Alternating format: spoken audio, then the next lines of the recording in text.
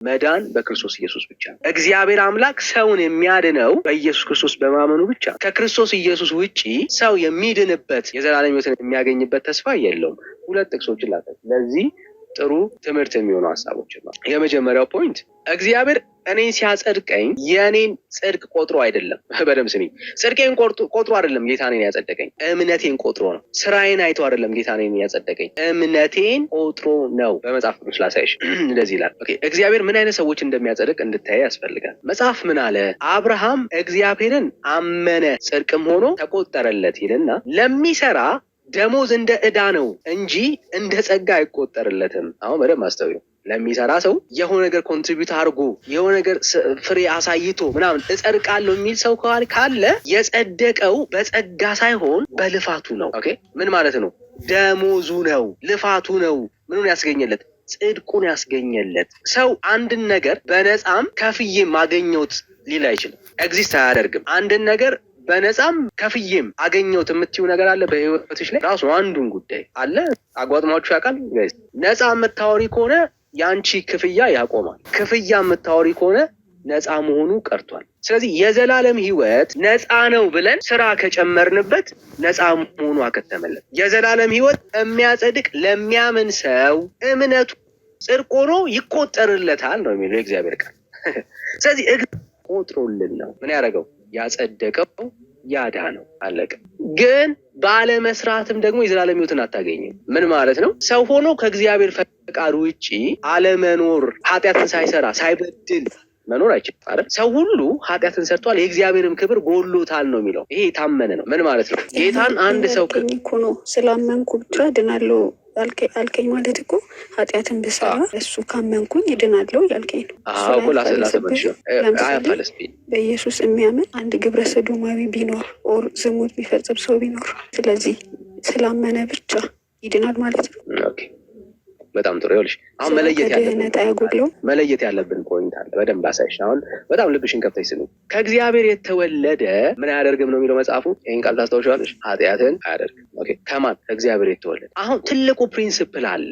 አንድ ሰው በእግዚአብሔር መንፈስ በክርስቶስ ኢየሱስ ተወልዶ በክርስቶስ ኢየሱስ አምኖ ተወልዶ በኃጢአት የመኖር ህይወት ውስጥ ካለ ይሄ ሰው አልተወለደም ማለት ግልጽ ነው። አልተወለደም። ህይወቱን ቼክ ማድረግ አለ። ለምንድን ነው እሱ ህይወቱን ቼክ ማድረግ ያለበት? በእግዚአብሔር ቃል ብናወራ ደስ ይለኛል። ለምንድን ነው እሱ ህይወቱን ቼክ ማድረግ ያለበት? ከእግዚአብሔር የተወለደ ኃጢአትን እንደማያደርግ ነው መጽሐፉ የሚናገረው። ለምን? የተቀበለው አዲሱ ማንነት በትላንትና ህይወቱ እንዲኖር አያደርገው። በእግዚአብሔር ቃል ነው። ይኸው በጣም ወሳኝ ነው ይሄ ሀሳብ። እንደዚህ ይላል። ይኸውልሽ በበደላችሁና በኃጢአታችሁ ሙታን ነበራችሁ። ምን ነበሩ? ኃጢአተኞች ነበሩ፣ በደለኞች ነበሩ። በእነርሱም በዚህ ዓለም እንዳለ ኑሮ ምን ማለት ነው? አመንዝራ፣ ዘሟች በቃ የዚህ ዓለም ኑሮ የምንለው ህይወት አለ አይደለ? በማይታዘዙም ልጆች ላይ አሁን ለሚሰራው መንፈስ አለቃ እንደሆነ በአየር ላይ ስልጣን እንዳለው አለቃ ፈቃድ በፊት ተመላልሳችሁባቸዋል። በደንብ አስምር። ምን ማለት? በቃ አንቺ አሁን የዘረዘርሽው ጌይ ይሁን ሌባ ይሁን ጠንቋይ ይሁን በዓለም ያለውን የኃጢአት ህይወት ሰው ከክርስቶስ ኢየሱስ በፊት ያለው ማንነቱን የሚያሳይ ህይወት ማለት ነው። በዚህ ዓለም ገዢ በሰይጣን ውስጥ እንደሚኖሩ ሰዎች ልክ እንደዛ የሚኖሩ ሰዎች ማለት ኃጢአተኞች፣ በደለኞች፣ አርቃን ያልሆኑ በእግዚአብሔር ፊት በደል ያለባቸው እንደሚመላለሱ ትመላለሱ ነበር ነው እያለ ያለው። ይሄ የሁላችንም ህይወት ነው የሚያሳየው። ከዛስ በእነዚህም ልጆች መካከል እኛ ሁላችን ደግሞ የስጋችንንና የልቦናችንን ፈቃድ እያደረግን በስጋችን ምኞት በፊት እንኖር ነበርን፣ እንደ ሌሎችም ደግሞ ከፍጥረታችን የቁጣ ልጆች ነበርን ይላል። ነገር ግን አሁን በደንብ ስሚ። ምን ነገር ግን? ክርስትና ምን አለው? ነገር ግን አለ። ትናንትና በኖርሽበት ህይወት ዛሬ ላይ የምትኖሪበት ህይወት አይደለም። ምን ማለት ነው? ክርስቲያን ስትሆኚ ውድቀት የለም እያልኩኝ አይደለም። ግን በዓለም ህይወት ውስጥ እንዳለው ማንነት በኃጢአት ውስጥ ጸንተሽ ግን አትኖሪም ነው እያልኩሽ ያለው። ይህንን ሀሳብ በደንብ አሳይሻለሁ ቃሉ ላይ ስለሚናገር። ነገር ግን በደንብ ስሚ። ኃጢአተኞች ነበሩ፣ በደለኞች ነበሩ፣ ከእግዚአብሔር መንገድ ርቀው ነበረ። ነገር ግን እግዚአብሔር በምህረቱ ምን ስለሆነ? ባለጠጋ ስለሆነ። ማን ነው ባለጠጋ የሆነው? እግዚአብሔር ነው። ሰዎቹ ተቀይረው ነው? አይደለም። ሰዎቹ ተለውጠው ነው? አይደለም። እነኝን ኃጢአተኞችና በደለኞች አሁን ልዩነት የፈጠረው የእግዚአብሔር ምሕረት፣ የእግዚአብሔር ቸርነት። ኦኬ፣ የሰዎቹ ዓለም አሁን የእግዚአብሔር ምሕረትና የእግዚአብሔር ቸርነት ነው በሰዎቹ ሕይወት ውስጥ ለውጥ የሚያመጣው። ባለጠጋ ስለሆነ ከወደደን ከትልቅ ፍቅሩ የተነሳ አስቢ፣ በበደላችን ሙታን እንኳን በሆንን ጊዜ ከክርስቶስ ጋር ሕይወትን ሰጠን። ሕይወትን የሰጣቸው ጻድቃን ስለሆኑ አይደለም። ሰው በጣም ሚስ የሚያደርገው ይሄ ነው። እኛ ሕይወትን ያገኘ ነው የጸደቅ ነው ከኃጢአት ስለራቅን አይደለም። ባይዘው እግዚአብሔርን የሚፈልግ ሰው ስለሆነን አይደለም። ያጸደቀን ጌታ ወደኛ ህይወት ሲመጣ ያጸደቀን የተቀበለን ከነ ኃጢአታችን ከነ በደላችን ጭምር ነው። ስለዚህ እግዚአብሔርን ኃጢአተኛና በደለኛን ሰው ያጸድቃል ማለት ነው። ምክንያቱም አሁን እዚህ ክፍል ላይ የጸደቁ ሰዎች ምን አይነት ሰዎች ናቸው? በደለኞች ናቸው፣ ኃጢአተኞች ናቸው፣ እንደ ዓለም የሚኖሩ ሰዎች ነበሩ። ታዲያ ምንድነው ልዩነት ያመጣው? የእግዚአብሔር ምሕረት፣ የእግዚአብሔር ፍቅር። ከወደደን ከትልቅ ፍቅሩ የተነሳ በበደላችን ሙታን እንኳን በሆንን ጊዜ ከክርስቶስ ጋራ ህይወትን ሰጠን ይልና አሁን በደንብ ስሚ፣ በጸጋ ድናችኋልና። ሃሌሉያ! ይህን ነው የሚናገረው። ስለዚህ እነኚህ ሰዎች የዳኑት ህይወታቸው የተለየና ጻድቃን ስለሆኑ አልነበረም። ያዳናቸው የማን ነው? የእግዚአብሔር ምሕረትና የእግዚአብሔር ፍቅር። በምን ተገልጦ? በጸጋ። ምን ማለት ነው? ያለ ስራቸው ወርዝ ሳያደርጉ እግዚአብሔር እንደዚሁ በነፃ አዳናቸው። ክርስትና በእግዚአብሔር ልጅ በክርስቶስ ኢየሱስ የሆነን ህይወት በእግዚአብሔር ምሕረትና ፍቅር ውስጥ መታቀፍ ማግኘት ማለት ነው እንጂ ከኃጢአታቸውና ከበደላቸው የራቁ ሰዎች የገቡበት ህይወት አይደለም። እግዚአብሔር የተቀበላቸው ከነ ኃጢአታቸው ከነ በደላቸው ይህ ክርስትና። ስለዚህ ከኃጢአትሽና ከነ በደልሽ ተቀብሎሽ በንጽህና ለመጽደቅ መሞከር በጣም የዋህነት ነው። ለምን? እግዚአብሔር የተቀበለሽ ከነ ኃጢአትሽና ከነ በደልሽ፣ ያጸደቀሽ ከምን ነው? ከነበደልሽ ነው። ከነበደልሽ ነው። እሺ ልቀጥ። እነኚህ ሰዎች ምን አደረጉ? እስካሁን ድረስ በኃጢአታቸውና በበደላቸው ነው የመጡት። ወደፊትስ ህይወት ካገኙ ከዳኑስ በኋላ አያስጠይቅም? የአንቺ ጥያቄ አሁን ነው የሚነሳው። ሲመጡ እግዚአብሔር የተቀበላቸው ከነ ኃጢአታቸው ከነ በደላቸው ነው። ወደፊትስ እንዴት ነው ጌታ የሚቀበላቸው? እንዴት ነው የሚድኑት እነኚህ ሰዎች? ተስፋቸው ምንድን ነው? ይሄ በጣም ወሳኝ ጥያቄ። የአንቺ ጥያቄ አሁን ነው የሚመለሰው። በደንብ ስሚ። በሚመጡት ዘመናትም ከዳኑ በኋላ ከጸደቁ በኋላ እግዚአብሔር ኃጢአታቸውን በደላቸውን ምሕረት ከሰጣቸው በኋላ በሚመጡት ዘመናትም በክርስቶስ ኢየሱስ ለኛ ባለው ቸርነት እደግመዋለሁ፣ በክርስቶስ ኢየሱስ ለኛ ባለው ቸርነት ከሁሉ የሚበልጠውን የጸጋውን ባለጠግነት ያሳይ ዘንድ ከእርሱ ጋራ አስነሳን፣ በክርስቶስ ኢየሱስም በሰማያዊ ስፍራ ከእርሱ ጋራ አስቀመጠን። ጸጋው በእምነት አድኗቸዋልና ይህም የእግዚአብሔር ስጦታ ነው እንጂ ከእናንተ አይደለም። እግዚአብሔር ይመስገን። ስለዚህ የወደፊት ማንነታችን የወደፊት ህይወታችን ውስጥ ራሱ ተስፋ የምናደርገው የእግዚአብሔርን ጸጋ፣ የእግዚአብሔርን ምሕረት። የትኛውን? የእግዚአብሔርን ምሕረት፣ የእግዚአብሔርን ቸርነት። ኦኬ፣ የእግዚአብሔርን ቸርነት። በሚመጡትም ዘመናት ላይ በሰማያዊ ስፍራ የተቀመጥንበት ክብር የህይወታችን ንጽህና አይደለም እንደዛ ያደርጋል አሉ። በግልጽ እንደሚናገረው በክርስቶስ ኢየሱስ ለኛ ባለው ቸርነት አለቀ። ስለዚህ ሁልጊዜ አንድን አማኝ ሊያድነው የሚችለው በክርስቶስ ኢየሱስ ያለ የእግዚአብሔር ቸርነት ነው። እሺ፣ እንኳን ደህና መጣ። እንኳን ደህና ቆያችሁ። መዳን በክርስቶስ ኢየሱስ ብቻ ብለን ማመናችን ስህተት ነው? አይደለም። ከየት ቤት? ከኦርቶዶክስ ነው አይደል የመጣው? እሺ፣ አንተ ለመዳን በክርስቶስ ኢየሱስ ብቻ ብለን ነው የምታምነው? አዎ፣ መነጣጠል እንዳይሆንብን በአብ በወልድ በመንፈስ ቅዱስ አገርከው። ለዚህ ትምህርት አብ ያድናል ብለህ ስታወራ ሰው አብን ስላመነ ያድናል የሚሆን ማስረጃ የሚሆን ትምህርት ማስረጃ ስታይ ነው። እሺ፣ መጽሐፈ ምሳሌ መጽሐፈ ምሳሌ ምዕራፍ 30 ቁጥር 4 ምን ይላል? መጽሐፍ ቅዱስ አውጣልኝ። ምን ይላል? ሀሳቡ ምን ይላል? ብራዘር፣ አንተ ኢየሱስ ክርስቶስ ወልድ ብቻ የምትለውን ሀሳብ የሚቃረን ነው። እሺ፣ ችግር የለም። እሺ፣ 34 እሺ። ወደ ሰማይ የወጣ የወረደስ ማን ነው? ነፋስንስ በእጁ የጨበጠ ማን ነው? ውሃንስ በልብሱ የቋጠረ ማን ነው? የምድርንም ዳርቻ ሁሉ ያጸና ማን ነው? ይህን ታውቅ እንደሆነ ስሙ ማን? የልጁ ስም ማን ነው? ቀጥል ወይስ በቃ? የልጁ ስም ማን ነው ሲል አባቱንም አካቶ ነው አብ። ስለዚህ የልጁ ስም ማን ነው ምን ማለት ነው? የልጁ ስለ አብ ያወራ ነው። ኢየሱስ ክርስቶስን እንደሚገልጽ እኮ አሁን አንተ ላልከው ኢየሱስ ክርስቶስ እያወራ ለእኔ ማስረጃ አልጠየቁ። አሁን የአንተን ማስረጃ ስጠኛል እኮ። የኔን ማስረጃ እኮ ነው መጽሐፍ ምሳሌ ቁጥር ምዕራፍ 30 ቁጥር 4 የሰጠው። ወደ ሰማይ የወረደ ማን ነው? ብቻ ወደ ሰማይ የወረደ ማን ነው? ነፋስንስ በእጁ የጨበጠ ማን ነው? አብን የመቀበል ችግር አልነበረባቸውም። አብን የመቀበል ችግር አልነበረባቸውም። በአብ ላይ ጥያቄ አልነበረባቸውም። አብ በብሉይ ኪዳን ላይም አሁን አሕዛቦችንም ብትወስድ ወይም አሕዛብ አልኩኝ እስራኤላውያኖችን ብትወስድ ምንም ጥያቄ አልነበራቸውም በኢየሱስ ላይ በአብ ላይ አንተ ማነህ የሚል መንፈስ ቅዱስንም አይደለም ማለት ነው። ይህን የሚመለከተው ማለት ነው ስለ ወልድ ነው የምናወራው፣ በክርስቶስ ኢየሱስ ስለመሆን ነው የሚናገር። ስለዚህ ሰው በክርስቶስ ኢየሱስ ካልሆነ፣ በክርስቶስ ኢየሱስን ካላመነ እግዚአብሔር ራሱ ሊታረቀው አይችልም። ለምንድን ነው ካልክ እሱ ልናወራበት እንችላለን በደንብ ማለት ነው። ስለዚህ እንደ አንድ ኦርቶዶክሳዊ የአንተን አቋም ባቅ ደስ ይለኛል። ከክርስቶስ ኢየሱስ ውጪ በቤተ ክርስቲያናት ውስጥ የመዳን ተስፋ የዘላለም ሕይወት አለ? የለም። እርግጠኛ ነህ? ኦርቶዶክስ እንደዛ አታስተምርም። ኢየሱስን በማመንህ ድኛለሁ፣ ድነቴን ደግሞ ወደፊት አንተ ካስጠበቅ፣ ስለዚህ በራስህ ነው የምትድነው ማለት ነው አይደለም። እኔ ማስጠብቀው ያው እሱ ያስተላለፈኝን ሕግጋቶች በመጠበቅ ሕግ በመጠበቅ እያልከኝ እኮ ነው ያለው። ኢየሱስን በማመን አለ ሜዳንከው ማለት ነው። ኢየሱስን በማመንማ አንዴ ድነናል። አንዴ ድኛለሁ ብለኸኛል እኮ። ታዲያ አንተ አሁን ስለ አቤል የምናወራ ከሆነ መንግስቱን የሚወርሰው አቤል ሲደመር ኢየሱስ ነው ማለት አይደል? እኔማ አንድ ፐርሰን ነኝ። ስራዬን ሆኔ እዛ የሚሄደው እንጂ አቤልነቴ ሳይሆን ስራዬን ወደ ላይ የሚሄደው እኮ አቤል የሰራው ነው እንጂ እኮ ስራ አይደለም የሚሄደው። አቤል የሰራው ስራ አይደል? አዎ አቤል የሰራው ስራ ነው የሚሄደው እኮ። ስለዚህ አቤል ነው ሪፕሬዘንት የሚደረገው እኮ አቤል ነው እንጂ ስራ አይደለም እዛ የሚሄደው። አቤል ነው የሚቀርበው እግዚአብሔር ፊት አቤል ነው የሚቀርበው። እሺ አሁን አንተ ለማለት የፈለግከው ስራህና ኢየሱስ ልታጋጨን የሞከርክ ነው? አልገባኝም። እንደዛ ነው እያልከኝ ያለው። የአንተ ስራ ሲደመር ኢየሱስ ነው የምትድነው ማለት ነው፣ የዘላለም ተስፋ ያለው። አዎ ታዲያ እኮ ልክ ነው። መጽሐፍ ቅዱስም እንደዛ ነው የሚለው። ስራ የሌለው እምነት ብቻ ከንቱ እንደሆነ ይናገራል እኮ። ስለዚህ አሁን ስለ አንተ ስናወራ ለመዳንህ ኢየሱስ ክርስቶስ ብቻውን አላዳንህም ማለት ነው። እኔ ሳልሆን ቃሉ ነው የሚለው። ስራ የሌለው እምነት ብቻ ቢኖረው ምን ጥቅም አለው ነው የሚለው እኮ። ጥሩ፣ እሱና ማስተካከል ያለብን እኮ እሱ ነው። አሁን ማስተካከል ያለብን እሱ ነው። መጽሐፍ ቅዱስን ቃል ነው መዳን። ወይ ግድ መጽሐፉ አልተጋጨም፣ አንተ ነው የተጋጨም። መዳን በኢየሱስ ክርስቶስ ብቻ ነው የሚለው ትምህርት ስህተት ነው ማለት ትክክል አለ ማለት ነው። ያንተ ሀሳብ አይደለም እንዴ? ካልሆነ በዚህ የመዳን ተስፋ ውስጥ አንተ ራስህን ለምን ታስገባለህ ነው? እሺ አንዴ መዳን በኢየሱስ ክርስቶስ ነው እናምናለን ብቻ ነው እያወራህ አያስፈልግም ነው። አንተ አልገባኝም ብራዘር። ለየዋ አሁን ያንተን እንጨርስ መጀመሪያ። አሁን እንደ አንድ ጥያቄን አስረዳኝ ብራዘር። መዳን በኢየሱስ ክርስቶስ ብቻ ነው ብዬ ነው የማምነው አልከኝ?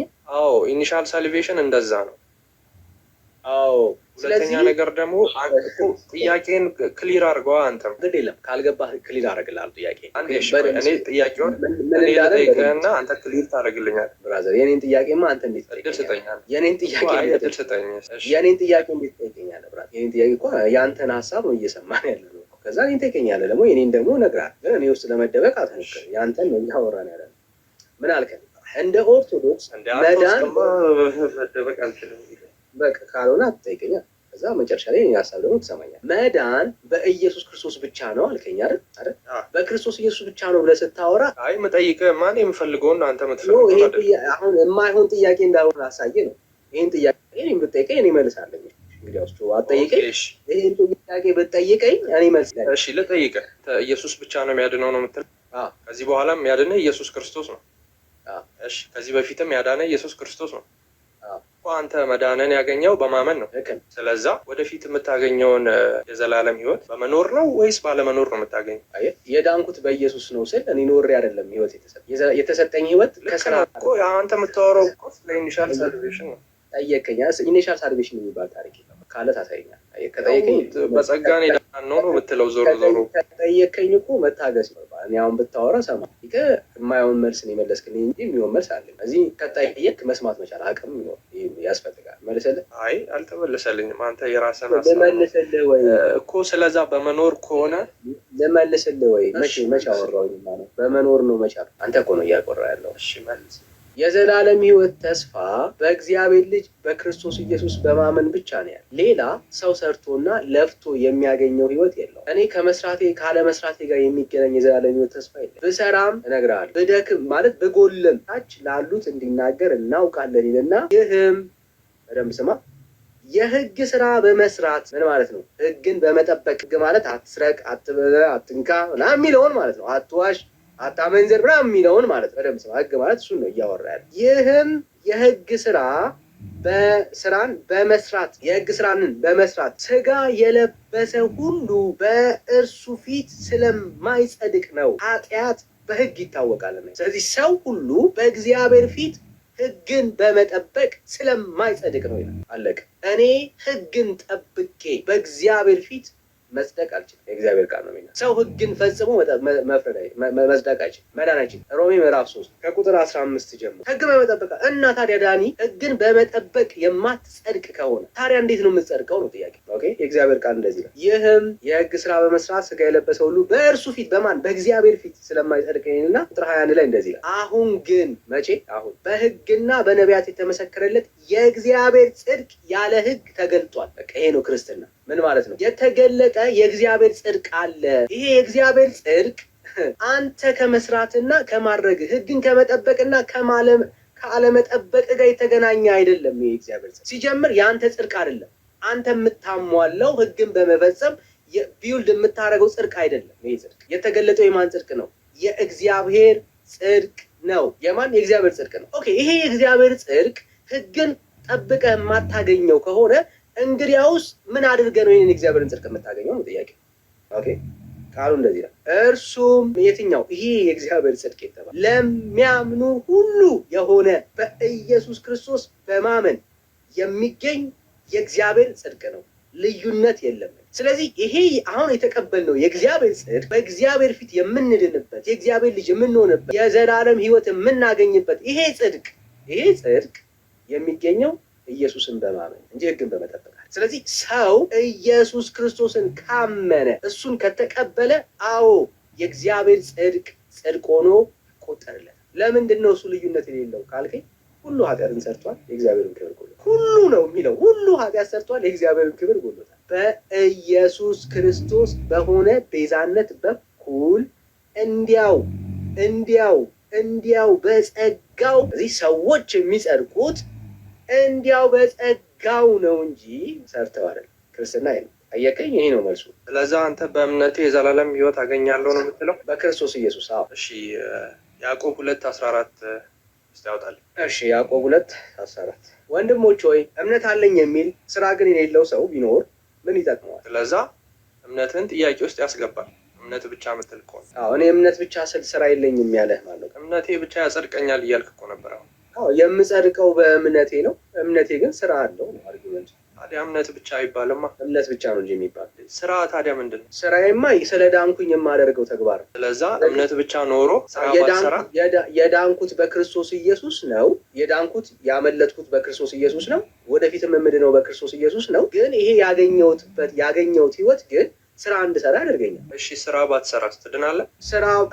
ስራ አለም መስራት አይደለም እኔ እንድድን የሚያደርገኝ እምነቴ ነው የሚያደርገኝ እኮ የጠየኩ። ስራ ባትሰራ ትድናለህ ወይ? በእምነት ብቻ ማለት ነው። ስህተቱ ምን መሰለህ? ስራ መስራት አያድንም እያለኝ ነው እኮ መጽሐፉ። ስራ መስራት አያድንም ላይ አልሰማውም ማለት ነው። እኔ አሁን የሰጠውም እኮ እንደዛ ነው የሚለው። ስራ መስራት ደግሞ ያዕቆብ ላይ እያወራ ያለው ስራ ሰርታችሁ ትድናላችሁ እያለ አይደል? የዳነ ሰው ያንን የዳነበትን ህይወት መግለጥ አለበት ነው የሚለው። ኦፍኮርስ እኔም እንደዛ ነው እኮ እያልኩ ያለሁት ወንድም። ለመዳን አይደለም የምትገልጠው ብራዘር፣ ለመዳን አይደለም የምትገልጠው፣ ስለ ዳንክ ነው ስራ የምታሳይ። እሺ ስራ የምትሰራው ታዲያ ለምንድን ነው? ስለ ዳንክ ነው እኮ። ለምንድን ነው ጥያቄው? ለምንድን ነው? ስለ ዳንክ ባይ ፕሮዳክት ነው። ሰው ድኖ ስራ ለመስራት አይችልም አሉ እኮ። ሰው ድኖ ስራ መስራት ማይችሉ ብዙ ሰዎች አልዳኑ። ማንኛ ሰዎች ወዳጅ እንደዛ የሚል ጥቅስ አሳይንሽ።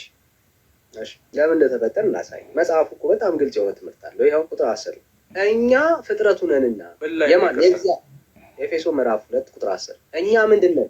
ፍጥረቱ ነንና እንመላለስበት ዘንድ እግዚአብሔር አስቀድሞ ያዘጋጀውን መልካሙን ስራ ለማድረግ በክርስቶስ ኢየሱስ ተፈጠርን ይላል። የተፈጠርነው ምን ለማድረግ ነው? መልካሙን ስራ ለማድረግ ነው። እግዚአብሔር ክሬት ያደረገን በማን? በክርስቶስ ኢየሱስ። ስለ ዳግም ውልደት ነው የሚናገር። ዳግም ስለተወለደ ሰው ነው። ዳግም የተወለደ ሰው እግዚአብሔር ሲወልደው መልካሙን ስራ እንዲሰራ ነው። እኔ የተፈጠርኩት መልካም ስራ ለመስራት የእግዚአብሔር የሆነውን ሀሳብ ለመፈጸም ነው ጌታ የተፈጠርኩት። ስለዚህ የተፈጠርኩበት ዓላማ ነው እንጂ መልካም ስራ ወዳጄ ስራ በመስራት እፈጠራለሁ የሚል ትምህርት፣ እድናለሁ የሚል ትምህርት የለውም። የአዲስ ኪዳን ትምህርት እነዛማ ከሆነ እኮ ቀደም አየህ፣ ለዚህ ነው ሚስ ያደረገ ኢየሱስ ክርስቶስ ብቻ ያድናል ብለህ ታወራና ስራ ሰራለሁ ካልክ ኢየሱስ ብቻውን አላዳነም ማለት ነው። ይህንን የሚያሳይ አንድ የኦርቶዶክስ ቤተክርስቲያን ትምህርት ላሳይ፣ በጣም ክሊር የሆነ ማለት ነው። ያዕቆብ እንድትረዳ ይህን መጽሐፍ ታውቀዋለህ? አላነበብኩም። እሺ ላንብብልህ። የቤተክርስቲያን ጸሎት መጽሐፍ ነው የሚለው ስለ ስራና ስለ እምነት አሁን ያወራሁትን ሀሳብ ቃል በቃል ያወራ። አንዴ ቆይ ይቅርታ፣ አንተ ኦርቶዶክስ አይደለም። በዚህ ባልሆንክበት አግባብ እኔ እናንተ እኮ የመጽሐፍ የያዝከው መጽሐፍ አያግባባም። አንተ እንድትረዳው እኮ ነው ላንብብልህ እያልኩ። እኔን ካላመንከኝ ቤተክርስቲያን የምትልህን ላንብብልህ እያልኩ። መጽሐፍ ቅዱስ ላይ አለ መመዘኛው መጽሐፍ ቅዱስ። በሁሉ ነገር ተለያይተን እንችላለን። የአንተን መጽሐፍ ላንብብልህ ስልህ እኮ ደስ እኮ ነው ነው የሚገባው ወዳጅ። የኔ ነው እሱማ ልክ ነህ፣ ደስ ይለኛል። ግን የበለጠ አምነዋለሁ እስቲ አንብብልኝ ነው ማለት ያለብህ። ብራዘር ምን ሆነ እኮ ልክ እኮ ነው። መጽሐፍ ቅዱስ ነው መመዘኛችን። ያዕቆብ ሁለት ስራ የሌለው መዝ ነው። አሁን እኔ ላንብብልህ ከዛ መዝ ነው። የኦርቶዶክስ ቤተክርስቲያን መጽሐፍ ካልሆነ አንተ ትመዝነዋለህ ብራዘር። የጴንጤ መጽሐፍ ላንብብልህ ነው እንደዚህ የምትለው እኮ ወዳጅ። አሁን እኔ እኮ መዛኛ አይደለሁም። ሼም ሊይዝ የሚገባው ብራዘር፣ ሼም ሊይዝ የሚገባው የወንጌል አማኞች መጽሐፍ ባነብልህ ነው። የኦርቶዶክስ መጽሐፍ ኦርቶዶክስ ሆነ የኦርቶዶክስ መጽሐፍ ላንብብልህ ስልህ እኮ ደስ ሊልህ ነው የሚገባው ብራዘር። አረጋጋው እንዴ! ፖለቲካው ላይ በጣም ብዙ ለፍተህበታል። ሪያሊቲ ነው። ሼም አስወራኛ